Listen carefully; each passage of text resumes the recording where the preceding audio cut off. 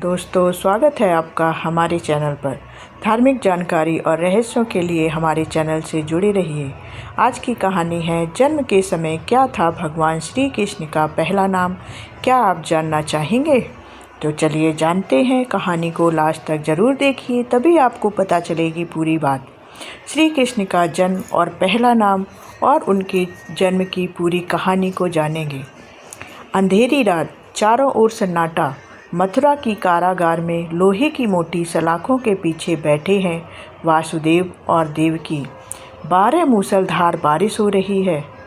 बिजली की चमक बार बार आकाश को चीर रही है और यमुना जी का जल उफान मार रहा है।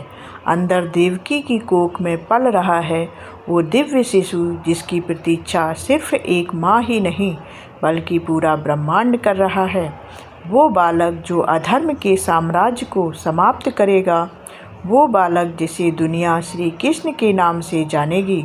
लेकिन क्या आप जानते हैं, जब उनका जन्म हुआ तो उनका पहला नाम कृष्ण नहीं था। आज हम आपको सुनाएंगे वो पूरी कहानी, कैसे मथुरा की काल कोठरी से गोकुल तक की यात्रा में एक शिशु का पहला नाम रखा गया वासुदेव, और फिर कैसे वो बन गए सबके प्रिय कृष्ण। तो चलिए समय की परतें खोलते हैं और पहुंचते हैं उस रात जिसने मानव इतिहास को हमेशा के लिए बदल दिया। मथुरा के राजा कंस का नाम सुनते ही लोगों के दिल दहल जाते थे। उसकी ताकत के आगे कोई टिक नहीं पाता था। लेकिन उसकी ज़िंदगी में एक दिन ऐसा आया जिसने उसे अंदर से हिला दिया। अपनी बहन देवकी के विवाह के समय जब वह स्वयं रथ हाँक रहा था, तभी आकाश में गूंजती आवाज़ आई, हे कंस, जिस बहन को तू इतने प्रेम से विदा कर रहा है, उसी का 8वां पुत्र तेरा अंत करेगा। ये सुनते ही कंस का चेहरा लाल हो गया। उसकी आँखों में भय और क्रोध एक साथ उतर आया। उसने तुरंत तलवार खींची और देवकी को मारने चला। लेकिन वासुदेव, जो उस समय नए नए दामाद बने थे, आगे आए और बोले, कंस, तुम अपनी बहन को क्यों मारना चाहते हो? यह तो तुम्हारे कुल का अपमान होगा। मैं वचन देता हूँ कि देवकी से जितने भी बच्चे होंगे, मैं स्वयं तुम्हारे हवाले कर दूंगा। कंस ने सोचा, अभी इसको मारने से अच्छा है कि इसके बच्चों को खत्म करूंगा, और दोनों को कैद में डाल दिया। कैद में समय बीतने लगा और देवकी ने एक एक करके 6 बच्चों को जन्म दिया। लेकिन हर बार वासुदेव अपने वचन के अनुसार बच्चे को लेकर कंस के पास जाते और कंस उन्हें निर्दयता से मार देता। माँ की आँखों में आंसू बहते, पिता का दिल टूटता, लेकिन वचन और धर्म के आगे वे कुछ नहीं कर पाते थे। जब 7वां गर्भ ठहरा तो भगवान की योजना कुछ और थी। भगवान की योग माया ने इस गर्भ को देवकी के शरीर से निकालकर गोकुल में वसुदेव की दूसरी पत्नी रोहिणी के गर्भ में पहुंचा दिया।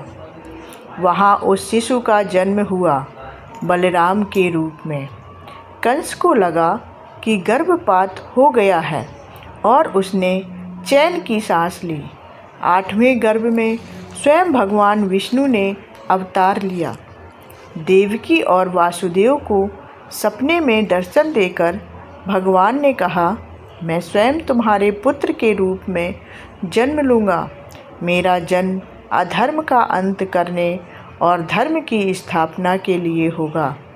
भाद्रपद माह, कृष्ण पक्ष की अष्टमी, रोहिणी नक्षत्र, मध्य रात्रि का समय। मथुरा में मूसलाधार बारिश हो रही थी।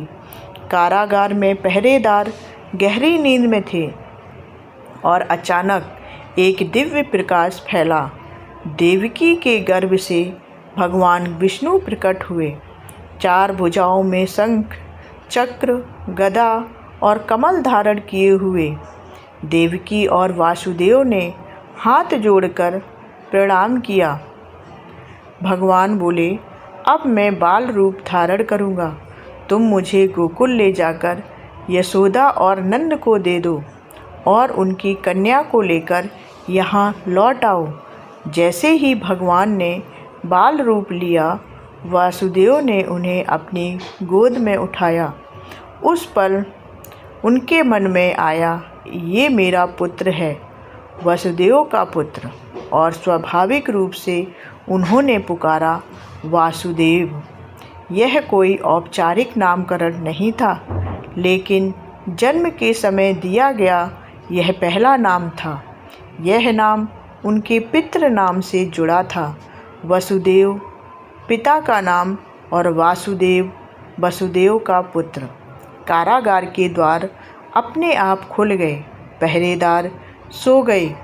वसुदेव ने बालक को टोकरी में रखा, सिर पर उठाया और अंधेरी रात में चल पड़े। यमुना जी का जल मार्ग में उफन रहा था, लेकिन जैसे ही वसुदेव नदी में उतरे, पानी कमर तक आ गया। शेषनाग ने अपने फन फैलाकर बारिश से रक्षा की। गोकुल पहुंचकर वसुदेव ने बालक को यशोदा माता के पास रखा और उनकी नवजात कन्या को लेकर लौट आए। गोकुल में नंद बाबा और यशोदा माता के लिए यह बालक उनका अपना पुत्र था। कुछ समय बाद नंद बाबा ने सोचा, इस बालक का नामकरण होना चाहिए। कंस की क्रूरता के डर से यह संस्कार गुप्त रूप से किया गया।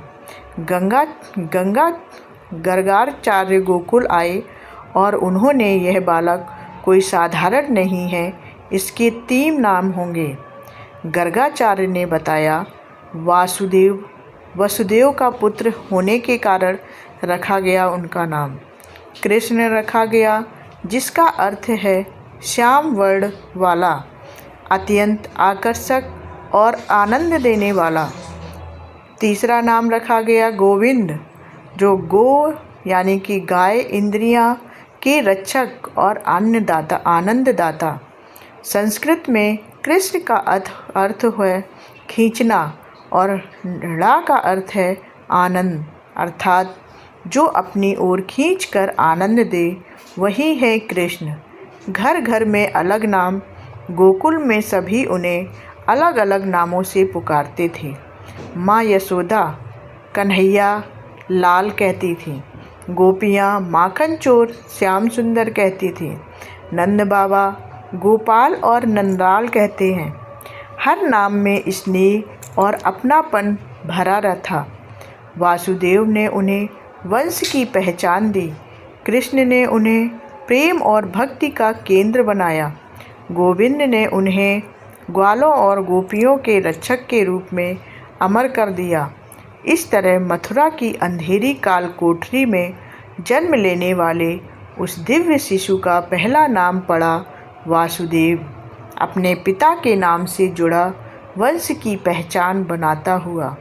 लेकिन गोकुल की मिट्टी, यशोदा माँ का स्नेह, नंद बाबा का आशीर्वाद और गर्गाचार्य का संस्कार, इन सब ने मिलकर उसे एक नया नाम दिया, कृष्ण, जो सिर्फ एक शब्द नहीं बल्कि प्रेम, आनंद और आकर्षण का शाश्वत प्रतीक बन गया। आज हजारों साल बाद भी जब कोई कृष्ण नाम लेता है तो कानों में बांसुरी की मधुर धुन गूंज उठती है। आँखों के सामने श्याम सुंदर की मोहक छवि उतर आती है और हृदय प्रेम से भर जाता है। नाम बदल सकता है, पहचान बदल सकती है, लेकिन उस दिव्य बालक की लीला और संदेश धर्म की रक्षा और प्रेम का